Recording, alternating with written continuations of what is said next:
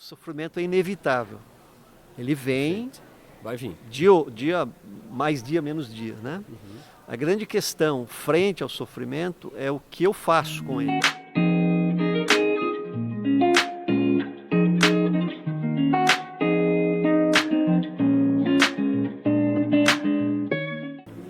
Olá, seja muito bem-vindo a mais um episódio do TronoCast, no estúdio móvel do TronoCast aqui em Campinas, São Paulo, diretamente da conferência Ressurgência, em parceria com o CTPI. Drogo de novo na mesa aqui comigo, meu grande parceiro, irmão, amigo, meu grande mesmo, porque o cara tem mais de 2 metros de altura. Fala aí, Drogo, beleza? E aí, Ricardo, muito bom estar aqui de volta, experiência incrível que a gente está vivendo aqui na conferência Ressurgência, privilégio fazer parte da mesa, conversar com tanta gente bacana, inspiradora. E hoje temos mais um aqui. Essa mesa tá ficando pesada, hein, cara? Pesada. Um grande amigo e um cara que tem um ministério muito relevante, tanto pregando quanto vivendo e escrevendo. Né, Exato, escrevendo, muito massa. Verdade. Estamos aqui com Fernando Lira. Fernando Lira é um escritor, é um amigo também, já andou lá por Santa Catarina, no Presbitério Catarinense, né? A gente se conheceu lá em Florianópolis, mas hoje Fernando Lira está pastoreando a primeira, né, IPI de Sorocaba. É isso, Fernando? E, galera, esse cara tem um monte de obra, tá? A gente trouxe aqui 2 e nós vamos falar hoje sobre o livro Lado B. Tá aqui nessa câmera, Lisa? O livro Lado B do Sofrimento, ok? Nós vamos discutir um pouquinho sobre esse livro e os insights que o Fernando Lira trouxe aí sobre sofrimento. Algo muito corrente nos dias de hoje. Essa mesa aqui a gente já entrevistou aqui nessa ressurgência várias pessoas de nomes, várias pessoas que são inspiração para muita gente e que relataram estresse, burnout, coisas assim. Então, puxa, né? Mas esse homem tem vários outros livros. Por exemplo, a gente tem aqui um guia discipulado, lado a lado. Inclusive o tema do Ressurgência é lado a lado. Tá? Então, para você que já é evangélico e tem interesse em discipular alguém que é novo na fé ou até que não conhece Jesus, tá aí a dica do livro. 4 módulos. São 4 módulos. O negócio não é um livrinho, tá? É profundo. Fernando Lira não é nunca superficial, esse cara sempre é profundo, tá? Então segue aí o material. Esse material é feito pela editora Esperança e eles também passaram aqui no nosso stand e ofertaram um cupom de desconto chamado Trono20 lá no site da editora Esperança. Então, se você quiser, tiver interesse em alguma das obras do Lira, vai lá no site da editora Esperança, escreva o cupom de desconto Trono20, você vai ter 20% de desconto, ok? Mas vamos lá, vamos falar com esse homem. Fernando Lira, muito obrigado por aceitar nosso convite, por estar na mesa do TronoCast. E vamos te ouvir que a gente já falou demais. Se apresenta aí, Lira. Fala um pouquinho da tua história, do teu passado, como é que tu virou pastor, rapidinho assim, tá? Bom, boa tarde a todos, né? Alegria estar com vocês aqui, prazer em revê-los também, o Barbie, o Drogão, né? Fomos colegas de presbitério lá no Sul e estou aqui também na Ressurgência. Enfim, eu nasci numa igreja presbiteriana independente, tive o exemplo dos meus pais em relação ao evangelismo, né? A trazer pessoas para Jesus, e na minha juventude tive um despertamento ao chamado pastoral. Relutei, acho que uns 5 anos, fiquei namorando, conheci o seminário de Londrina 2 vezes, né? Acabei não indo para lá, fui para São Paulo, na faculdade em São Paulo, teologia. Mas assim, foi um chamado progressivo, digamos assim, né? Acho que quem bateu o martelo no meu chamado foi a minha esposa, viu, Drew?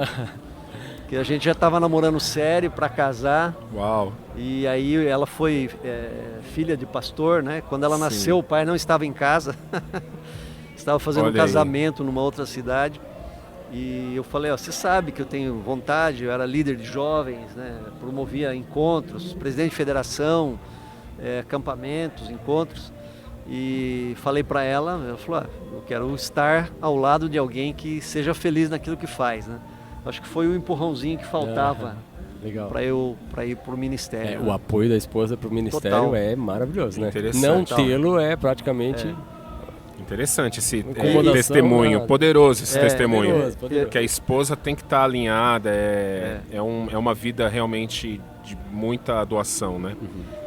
Inclusive eu tive um chamado para sair da minha cidade, né? Eu nunca tinha saído de Sorocaba, nasci, cresci lá. E a gente estava bem estabelecido lá, estávamos na primeira igreja como pastor auxiliar. Tínhamos a nossa casa há 1 ano, estávamos morando na casa, a primeira filha com meses de idade, e eu recebi um chamado para ir para um outro estado, Rio Grande do Sul. E a esposa nesse momento também foi importante, né? Ela falou, vamos, né? E é tudo que a gente precisa, né? Aquele princípio bíblico do companheirismo, do casamento. E Lira, quando tu saiu de Sorocaba, para que cidade tu foi? Que estado tu foi? Rio Grande do Sul, Passo Fundo, a Poxa, cidade fui mais gaúcha do Rio Grande do Sul. Aí, Outra cultura, né? Eu não vou confirmar nem reafirmar, porque tem que falar isso com os gaúchos, né? Cada gaúcho acha que é mais gaúcho ali. É verdade. Exato. A minha esposa é de Pelotas lá, então minha sogra...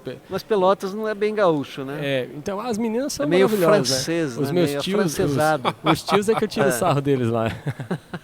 Tá certo. Tá certo, abraço pro pessoal de Pelotas aí que não nasceu inteiro, né? A piadinha que eles escutam e não acho graça nenhuma. Um abraço também pro pessoal de Passo Fundo, tchê. Sim. Aliás, lá, muito chimarrão lá. Lá tu aprendeu a tomar um Sim, mate, né? Sim, até hoje, né? Até hoje. O Lira ali no Presbitério de Sorocaba, a gente teve o privilégio de trabalhar um tempinho juntos, né? Enquanto eu estava lá no Hub com o Caio. E o Lira, toda reunião, chegava com mala e cuia, literalmente. Ainda bem que tem alguém que toma junto. Né? O Dragão daí a gente foi parceiro. O Dragão aprendeu com o Joãozinho Mafra lá em É Floripa difícil também. achar alguém em São Paulo que Pois tome chimarrão. é. Né? O calor, Isso né? aí, quando a gente encontra, né, vira uma parceria. Tchê. Tchê. Tá certo. O Lira voltou com sangue um pouquinho gaúcho de lá, então. Com certeza, com certeza. Mas adaptei muito, achei que não voltaria mais, mas por questões familiares acabei voltando. Né? Quanto tempo tu ficou em Passo Fundo? Quase 10. Tu ficou bom Quase, tempo lá, quase né? 10 anos. Tempo. E fez um ótimo trabalho, né? Plantou a igreja lá, sensacional. A gente sabe como o Rio Grande do Sul é muito difícil. né? Não só o Rio Grande do Sul, mas o Sul em geral, né? Difícil, É um povo mais resistente ao cristianismo. É um campo missionário desafiador e o Lira foi incrível lá, fez um trabalho incrível. Fernando, Foi a primeira gripe eu aí. consolidei, né? Foi quem Isso. veio antes foi o missionário, né? Como é o nome dele? Exato. Eleutério. Eleutério. Isso, ele que plantou. César, Isso. Anunciação e depois Isso, eu. aham. Mas foi a primeira IPI no Rio Grande do Sul, né? Foi a primeira Passo Isso. Fundo, né? Se eu não me Tanto que o nome dela era Primeira IPI do Rio Grande do Sul. que legal. Depois a gente mudou, Teve que ficou mudar, IPI assim, de Passo que Fundo. Não faria sentido quando as outras viessem, né? Isso. Então é importante a gente dizer isso, né? Teve o plantador, Isso. mas o Lira ele perpetuou, né? Fez um trabalho ali para se tornar uma igreja mesmo. Foi uma das Importante. que vingaram, né? Que Isso. permaneceram dentre vários outros projetos lá. Agora a gente está acabaram. esse ano acho que novembro, 25 de novembro, Pastor Flávio Zequete, vai também. meu amigo. Vai também. Aham. Ele esteve na mesa do Trono Cast, muito legal. Ele já deu testemunho dele, episódio 15, se não me falha a memória. É muito impactante o testemunho. Muito dele, forte. Um homem cheio de Deus, né? Vai também inaugurar mais uma Isso. igreja lá, né? Em Segunda. Vai segunda. organizar a segunda Segunda IPI do Rio Grande do Sul, organizar. de Caxias. Estamos muito felizes com isso, né? Muito legal. Legal. Lira, vamos falar do lado B do sofrimento? Vamos. Sofrimento, eu já dei um spoiler aqui, né? De que sofrimento, que ser humano não sofre, né? É um assunto que faz parte da nossa vida, né? Desde que o homem pecou, a dor entrou Exato. pra gente e tá por aí, né? Conta um pouquinho desse livro, assim, como que ele surgiu, em que momento da tua vida tu decidiu, vou falar sobre sofrimento, né? Então, a igreja, eu entendo que ela está aqui para dar respostas que a ciência não dá, que o direito não dá, que a engenharia não dá. Né? Respostas à existência, a questões existenciais. E o sofrimento é um drama. O sofrimento é complexo, ele é paradoxal, né? Então as pessoas têm dificuldade de conviver com Deus e com o sofrimento. Se Deus é bom, por que eu sofro? Se Deus é bom, por que crianças estão morrendo? Se Deus é bom, por que existem guerras? Né? A ideia do livro, então, ela veio de uma série de mensagens que eu fiz lá em Passo Fundo. E eu fui guardando essas séries, esses estudos, e falei, um dia eu vou transformar isso num livro. Né? E aí eu tive um empurrãozinho de um colega, o Marcos Camilo, né? Ele ficou sabendo que eu tinha esse material guardado. Ô Lira, vamos lançar. Ele me incentivou e eu transformei todas aquelas mensagens numa linguagem escrita, né? Tem colega que lança livro de sermão, né? Exato. E aí tem até lá, aleluia, amém. Não passou por um bom editor. Exato. O crivo ali não foi muito bom. Então eu compilei todos os assuntos que eu tinha trabalhado, né? O lado, as bênçãos das tribulações, compilei, juntei, algumas se repetiam. E deu aí 10, 11 capítulos falando de cada bênção, de cada lado B, lado bom do sofrimento, né? Mas foi assim que surgiu. Eu tinha esse projeto de um dia lançar, aí encontrei com uma pessoa que me incentivou, aí comecei a escrever.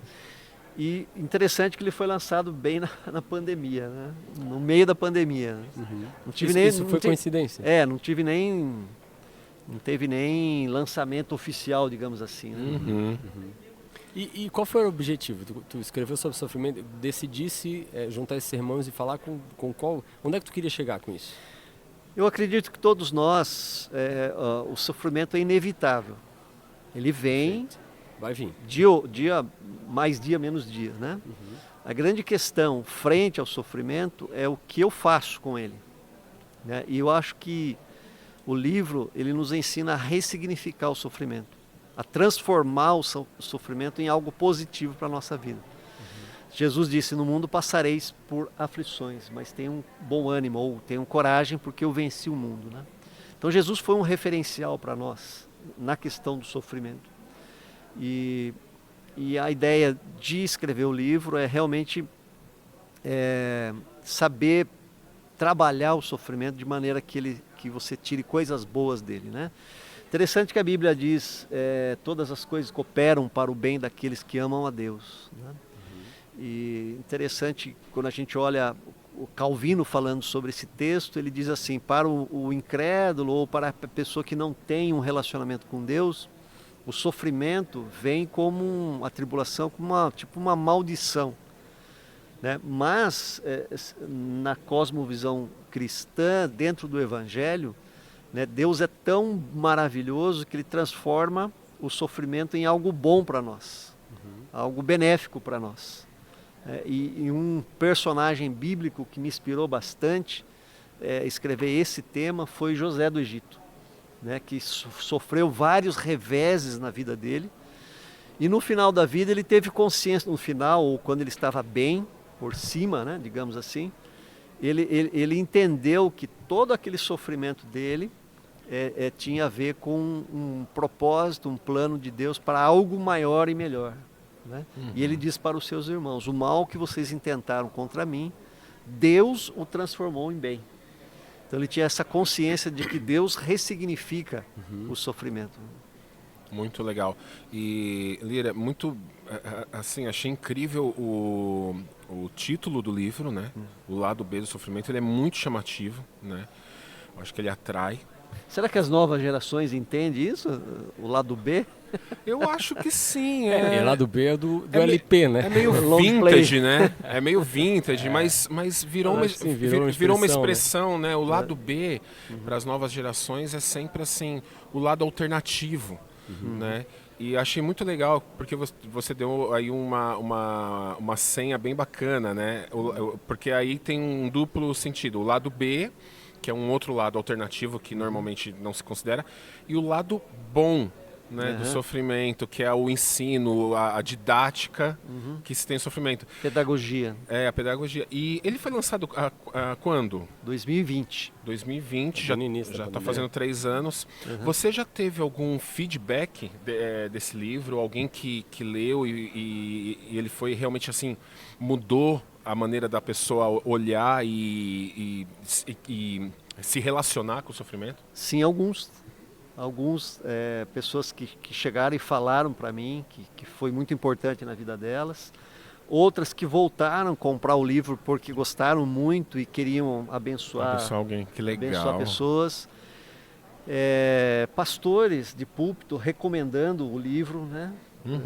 É uma prática comum pastoral. Você gosta muito de um livro, você você recomenda para o seu rebanho, né? Sim. Tive a experiência também de ver, e pessoal de longe, inclusive do sul lá, acho que de Santa Catarina mesmo. Que legal. Muito bom. Show. E vem cá, eu lendo aqui o prefácio dele, eu não li esse seu livro ainda, tá? Eu vi que tu comenta sobre os conceitos distorcidos sobre o sofrimento.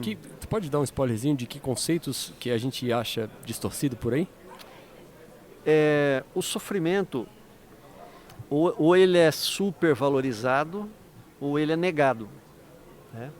Há uma cultura, que a cultura ocidental, é que o sofrimento é um escândalo. E não deveria ser, porque ele é inerente ao ser humano. O sofrimento, a doença, por exemplo, a enfermidade, a dor que a pessoa passa, ela não vem nem de Deus nem do diabo. Não é o Deus que coloca a doença em nós, não é o diabo que coloca a doença em nós, como algumas igrejas estão querendo colocar. Se fosse, era fácil, você tirava o diabo e tirava a doença embora, também, né? Se tirava o diabo, tirar Deus é complicado, tirava, né? O diabo e a diabetes, né? Pois é. E a diabetes, infelizmente, não tem cura, né? Mas, por outro lado, então, no Ocidente, é um escândalo, né? A indústria gasta bilhões de dólares para amenizar o sofrimento, porque ninguém pode sofrer.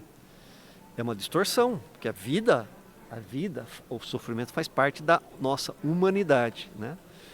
E, por outro lado, tem culturas também que negam o sofrimento ou que acham o sofrimento algo que é um destino, que é um karma, que é algo assim, algo bom no sentido da tua evolução, da tua melhoria. Isso, da evolução, não que não tenha um pouco desse caráter, mas vai tem, acontecer, né? Mas tipo que não, eu preciso passar por isso mesmo. Busca, né? Sofrimento, né? A gente assim, na cultura ocidental, olha para práticas do Oriente, por exemplo, camas de espinhos, né? Botar a mão dentro do escorpião, tem umas coisas assim que a gente vê em Hollywood, né? Mas enfim, eu não sei quanto disso é verdade ou não, mas a gente sabe que a cultura de meditação, tal, passa oriental, passa até por questões físicas, né? Para que tu se submeta a algumas torturas ou sofrimentos para que você ultrapasse um estado de espírito mais elevado, evoluído, né? Exato. É isso que tu quer chegar? Isso, exato. Tá. Mas no nosso conceito aqui de vida, de dia a dia, do homem que levanta, trabalha e é pai e mãe, e tem tudo isso aqui. Como isso é relevante ou como esse teu livro pode me ajudar? Então, o sofrimento, ele é uma adversidade, ele é digamos, um inimigo, né? É um inimigo a ser enfrentado. Você pode, é como aquela ilustração tão simples, né? Você pode passar pelo fogo e ser queimado, ou passar pelo fogo e sair melhor, digamos assim. Vamos pegar a batata, você põe no fogo, ela entra dura e sai mole, sai comestível, né? Eu nunca vi alguém até agora, em nenhuma cultura, comer batata crua, né? Já o ovo, ele entra mole e ele sai duro, né?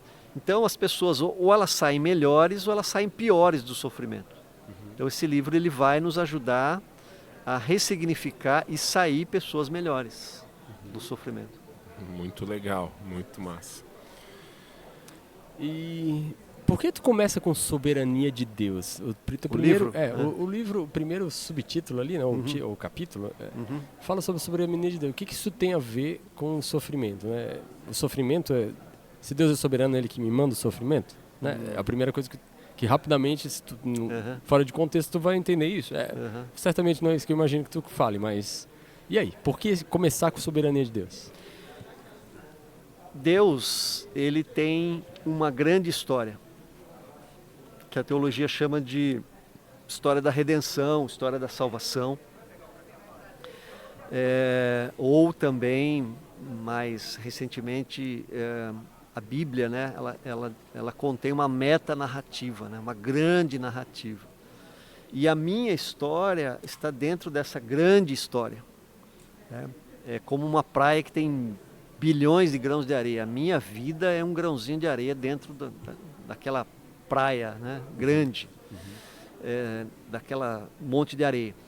E eu preciso entender que eu não sou o centro do universo, né? E que a minha história está dentro de uma grande história, e essa história, se eu acredito em Deus, se eu creio em Deus, a Bíblia nos traz uma história de redenção, uma história de salvação. Então, quando nós pensamos em soberania, nós sabemos o começo, o meio e o fim da história, da grande história. Se eu estou inserido nessa grande história, eu sei que o meu fim será positivo, será de alegria, de felicidade, de esperança.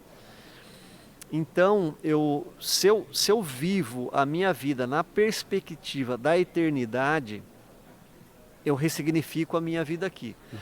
Se eu vivo a minha vida na perspectiva de 60, 70, 80, 90 anos, eu vou viver de uma maneira. Mas se eu vivo a minha vida aqui, olhando para a eternidade, eu vou viver de uma maneira diferente. Então, por exemplo, eu sei que nem tudo eu vou experimentar aqui nessa vida. Nem tudo eu vou ter ou terei posse aqui nessa vida, né? E eu sei também que apesar de toda a aflição que eu passar aqui, porventura passar aqui, eu vou ter uma vida nova, uma vida sem dor, sem lágrimas, sem choro, né, na eternidade. Então, entender a soberania de Deus é entender que eu estou fazendo parte de uma grande história de salvação e de redenção. Isso já ameniza a aflição, o sofrimento que eu estou passando aqui. Então, eu preciso falar de soberania para ressignificar o meu sofrimento aqui. Senão eu vou achar que eu sou o centro do universo, né, que a minha existência é tudo que existe no mundo, né, e aí eu vou colocar a minha vida, o meu sofrimento numa dimensão muito maior do que ela é. Né? Eu vou te perguntar, eu tenho meu conceito sobre isso, mas eu quero ouvir o teu. Você acha que hoje as pessoas são individualistas no sentido do sofrimento? Isso que tu falou agora, isso é uma regra? Todo mundo coloca o seu sofrimento na frente de qualquer coisa? Com certeza. É isso mesmo? Praticamente uma regra, porque você está falando de um problema seu, sofri um acidente, tal, quebrei a perna. A pessoa já vai trazer na memória dela um acidente que ela teve maior que o seu, né, para maximizar a história dela e minimizar a sua história. Né? É bem por aí.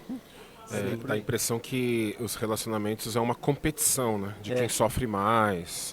Né? O Cidade Alerta ali, esses programas, cara, campeões vende, né? Vende, né? São campeões de audiência, que as pessoas simplesmente ligam para ver o sofrimento. Não chega assim a ser um programa de notícia. É um programa de sofrimento, só uma desgraça, né? Então, e é incrível como isso atrai o humano, né? É incrível. E Lira, no teu fechamento você fala sobre enfrentar o sofrimento, né? Que dicas? Porque é possível não, certamente pessoas que vão estar ouvindo o que tu está falando, né? Estão nos ouvindo aqui, estão sofrendo. E pode ser que ele esteja hoje olhando eles como sol do seu universo, né? E talvez com a cabeça achando que o problema que eles têm é maior do que tudo que acontece nesse planeta. E uma vez eu ouvi um cara falando que eu tô aqui morando nessa bola de pedra aqui, que não tá nem aí pra mim. Falei, cara, bola de pedra, realmente o planeta é até uma rocha gigantesca, né? A perspectiva do cara, a visão do cara, eu tô em cima de uma bola de pedra, né? Só mais uma formiga, sei lá. Mas enfim, como enfrentar o sofrimento? Eu não sei quanto tempo a gente tem, mas dá para deixar um pouquinho mais pro final essa questão? Ué, tá bom, claro. Pode ser? Pode ser. Claro. É um bom fechamento. Eu acho que a grande questão do livro é o lado B mesmo, né? Certo. Quais lados Bs o sofrimento pode nos trazer? É isso que eu falo no livro, né? Não vou falar de todos, mas eu vou citar alguns aqui. Perfeito. Tá? Manda brasa. Por exemplo, você acabou de dizer, nós somos pessoas egoístas, né? Egoístas, nós somos o centro. Orgulhosas, prepotentes, né? Soberbas. E isso dificulta o nosso relacionamento com as pessoas. Porque se eu estou no centro, se eu sou Deus, todos têm que me servir. Só que a vida não é assim, né? E a gente se frustra, e a gente briga, a gente quer os nossos direitos. Nós vivemos hoje na pós-modernidade numa sociedade autônoma. Cada um tem a sua lei e quer prevalecer os seus direitos e quer correr atrás e se levanta e protesta, né? Porque o eu está no centro. O sofrimento vem exatamente quando, pelo ensino, pela educação, pelo aconselhamento, né, pelo discipulado, nós não nos colocamos no nosso devido lugar de pessoas igualitárias, de pessoas comuns, de pessoas que são limitadas, defeituosas, pecadoras como as outras. Então, o sofrimento, ele é um bom e um grande e às vezes um inevitável antídoto para o orgulho. Então, um dos lados bons do sofrimento é a humildade. Porque quando você bate com a cara no muro e se arrebenta, aí você tem que parar e você tem que rever a sua postura arrogante e soberba. Então, um dos grandes benefícios do sofrimento é nos fazer humildes, né? E a palavra humildade, você sabe, vem de humus. O humus é aquela folha que cai lá do alto da copa da árvore, né? Onde brilhava o sol, onde batia o vento, e cai na escuridão ali do pé da árvore, se decompõe, daquela mata fechada, onde é comida por pequenos insetos invisíveis, né? E forma aquele adubo que mantém a floresta viva, né? Então, a humildade é um dos grandes benefícios do sofrimento. Eu, se não me engano, não lembro agora direito o personagem que eu coloquei aí, mas acho que foi Jairo, o chefe da sinagoga, né, que tinha uma posição estratégica na cidade, e ele vai aos pés de Jesus, se prostra, e ele pede para que Jesus cure a sua filha. Né? Então, tira Jairo daquela posição alta, né? De visibilidade, de orgulho, de uma posição social, e coloca ele aos pés de Jesus, uma posição de humildade. Né? E no meio de um problema político sério, que ele está sofrendo. Ele era chefe da sinagoga e os fariseus estavam querendo matar Jesus, acabar Exatamente. com ele. Ele quer saber. Acabou, né? Ele colocou inclusive seu cargo em risco, né? Decidindo Exatamente. isso. Cara, interessante, o sofrimento nos quebra, né? E a nossa postura de orgulhoso, Drogo, é de fato quebrada. Eu estou pensando aqui porque o orgulho também, a pessoa orgulhosa, às vezes, com certeza ela sofre, mas ela talvez busque o sofrimento, justificativas para o seu sofrimento em cima do seu próprio orgulho, não? Exatamente. Exato. Né? Exato. Sofro por coisas inevitáveis, né? Tipo aquela pessoa que está sempre cansada. O cansaço virou um status, né, na nossa sociedade. O ativismo, né? Virou status. É bom, eu sou um workaholic. Poxa, aquele cara workaholic, legal, quero ser como ele. E a pessoa orgulhosa, ela faz com que o sofrimento seja justificativa, né? E não um desafio, uma dificuldade ou um aprendizado. Ele não quer, parece que não quer ultrapassar, ele precisa estar em sofrimento. É curioso isso, né?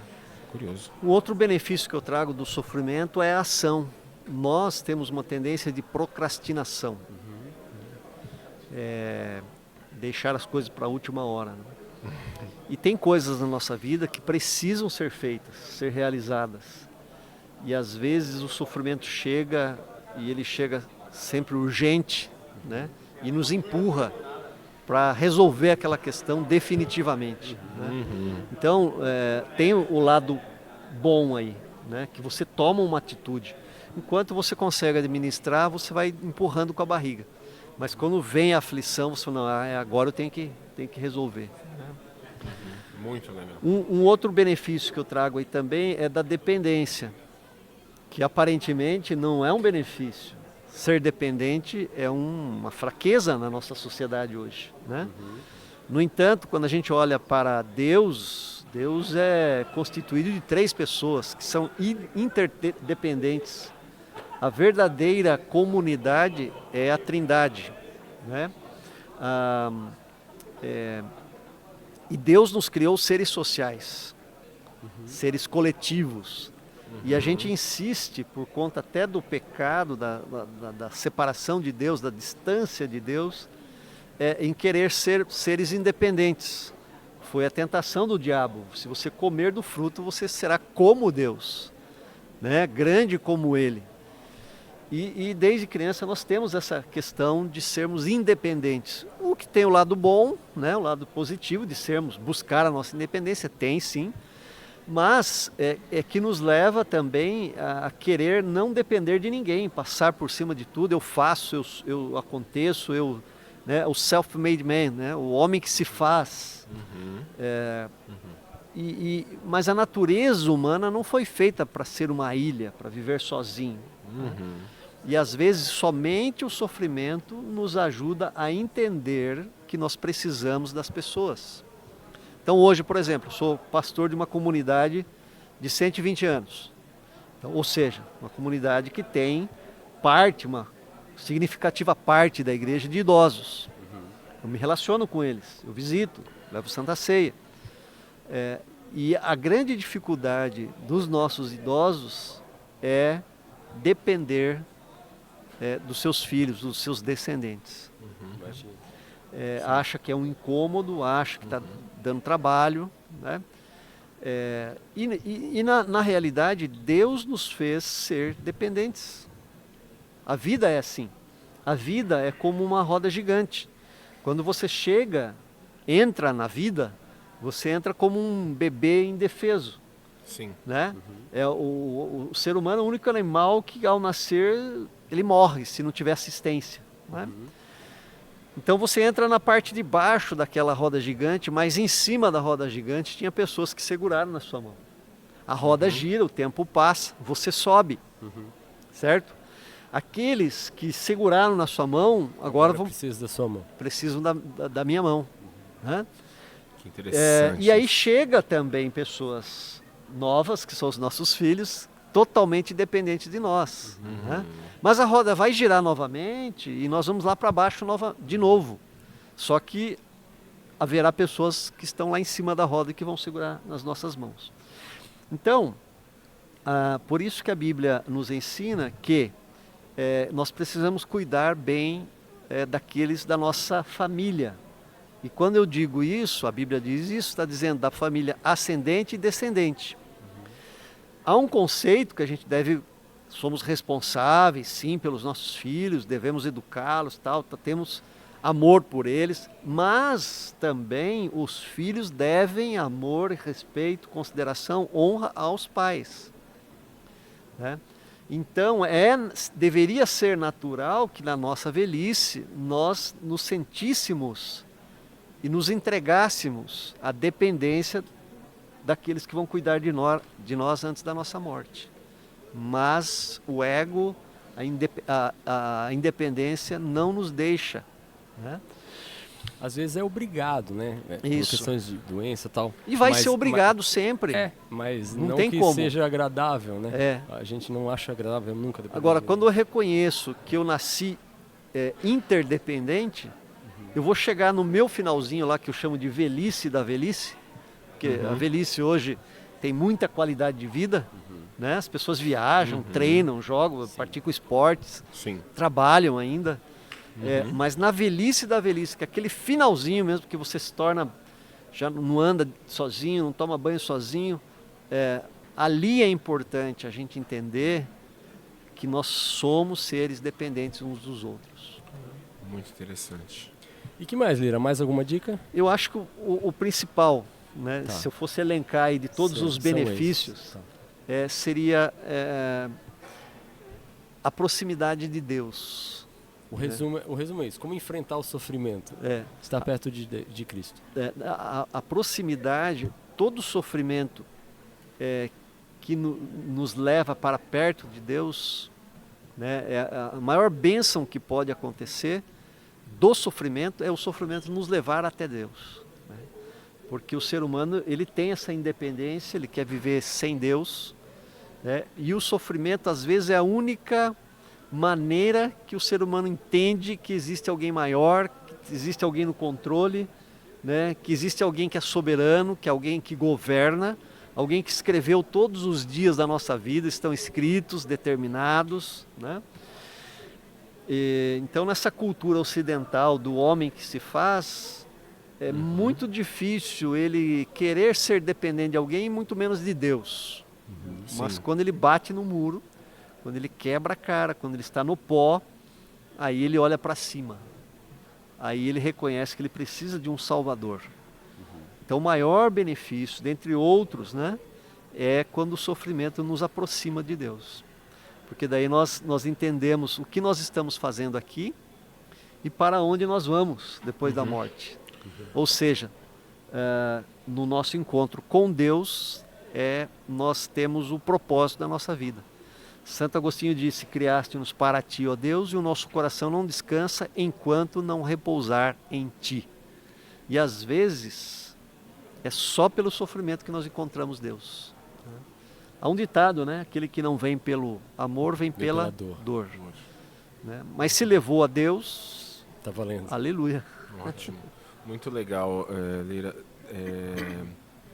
Essa visão mesmo, realmente o lado B, né, do sofrimento e como ele nos reaproxima de Deus. E talvez pessoas que estão assistindo, estão ouvindo, estejam enfrentando o sofrimento neste momento.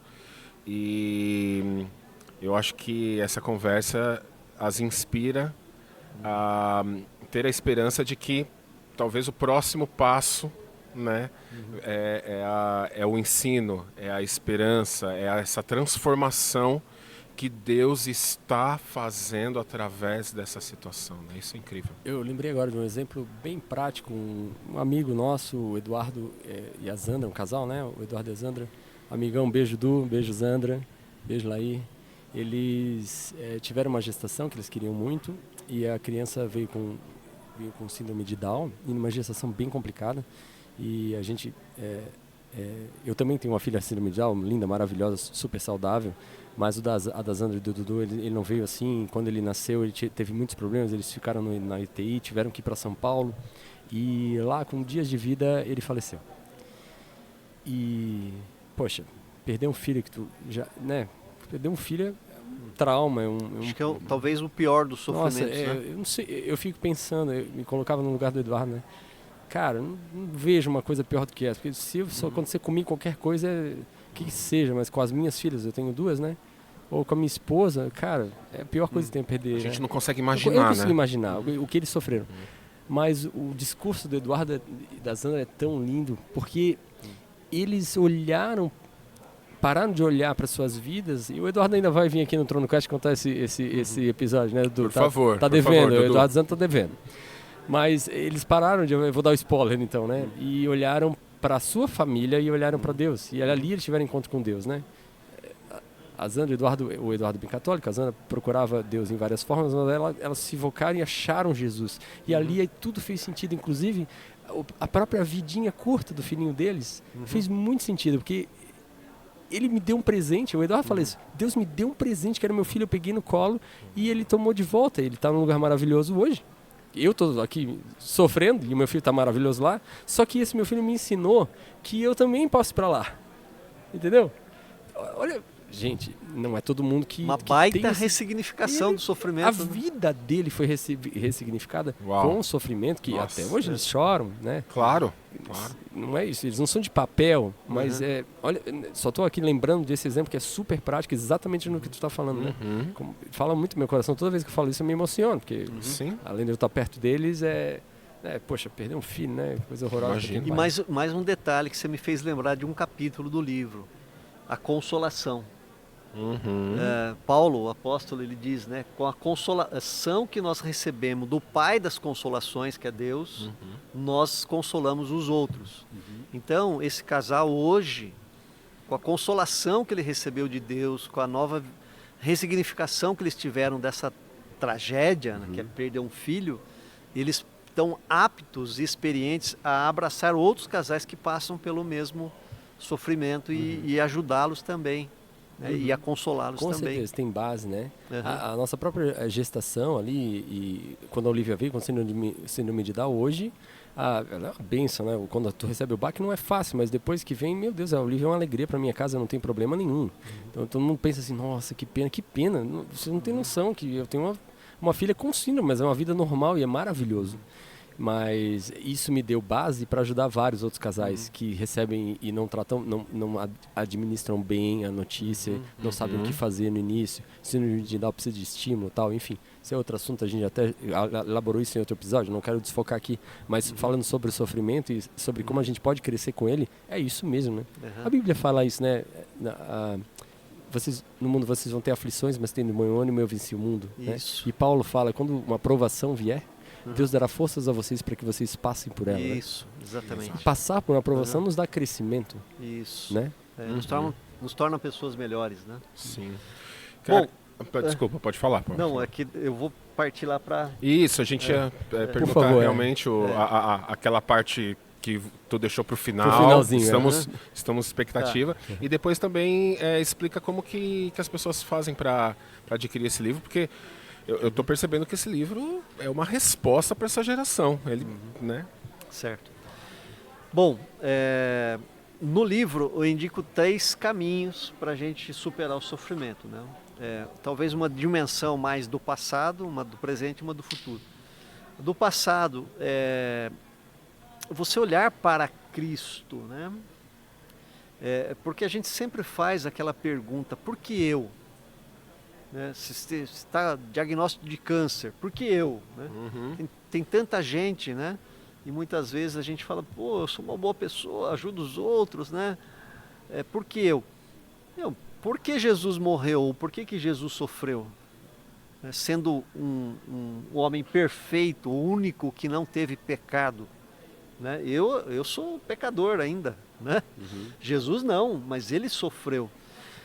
Então, quando eu olho para Jesus, eu consigo ressignificar o meu sofrimento, porque afinal ele não merecia sofrer e sofreu. E o sofrimento dele foi gigantescamente maior que o meu. Exato. Interessante que o John Stott, acho que no Discípulo Radical, Porque Sou Cristão, ele estava lá no Japão, diante de um grande estátua de Buda, talvez do maior templo budista lá do Japão, e o Buda estava sentado com um leve sorriso no rosto, aquela expressão de saciedade, né? Fofo, gordo, né? Saciado, e olhando assim com aquela paz ou passividade, né? No horizonte. E ele comparou a figura de Jesus Cristo crucificado e do Buda saciado. E ele disse, não, o meu Senhor não está passivo ou ao sofrimento humano. Ele desceu, ele se encarnou, ele sofreu, ele sabe o que é padecer. Né? Então, quando eu olho para Jesus, que é o meu Senhor, que é grande, que é o Deus Filho, né? Sofreu, quem sou eu para não admitir o sofrimento na minha vida? Então, isso já ressignifica.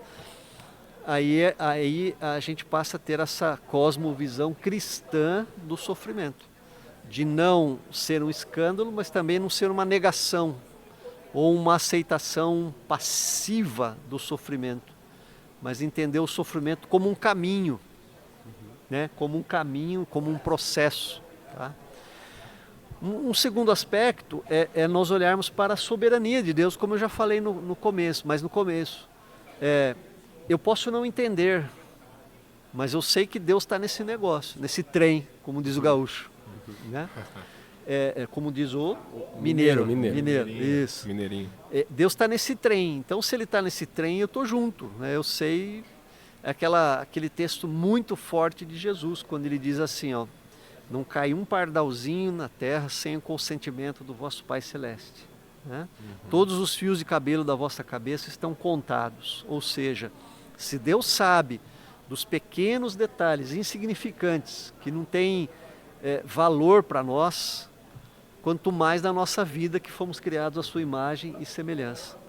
Então, tomar posse dessa soberania de Deus, lá do Salmo 139, tu me cercas por trás, por diante, sobre mim pões a tua mão, né?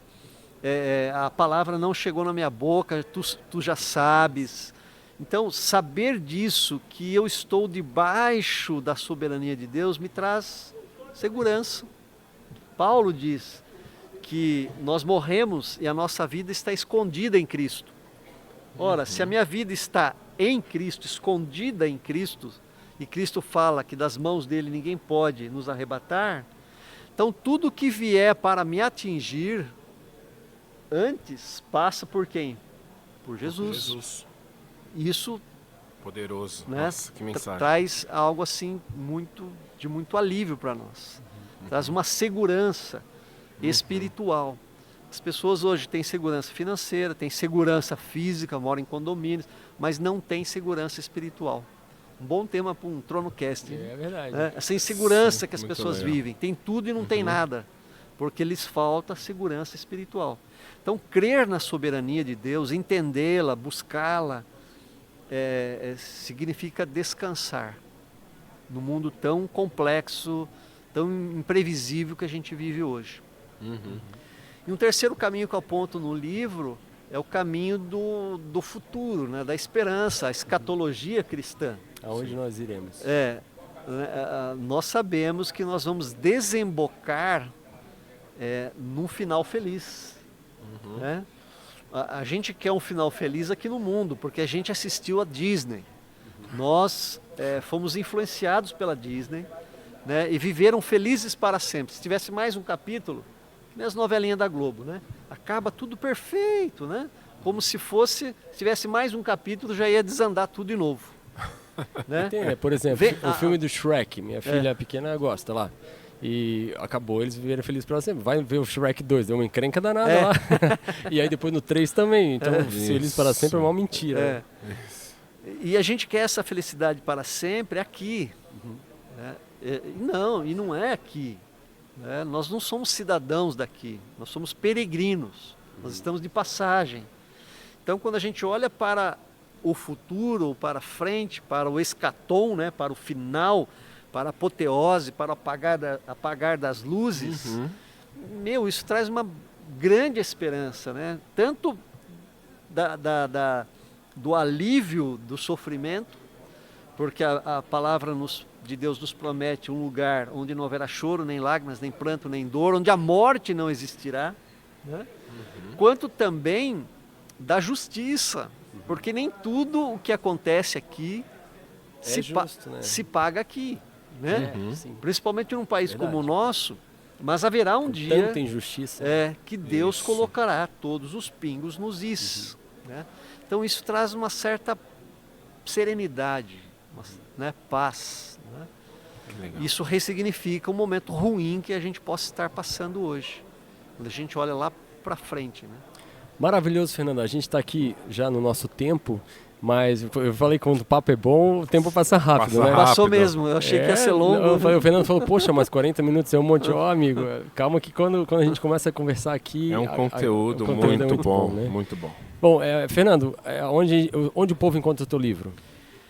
Na editora Livraria Esperança, né? E na internet, lojas americanas. No site da editora Esperança, você tem com o cupom TRONO 20% de desconto. Então aproveita aí, tá?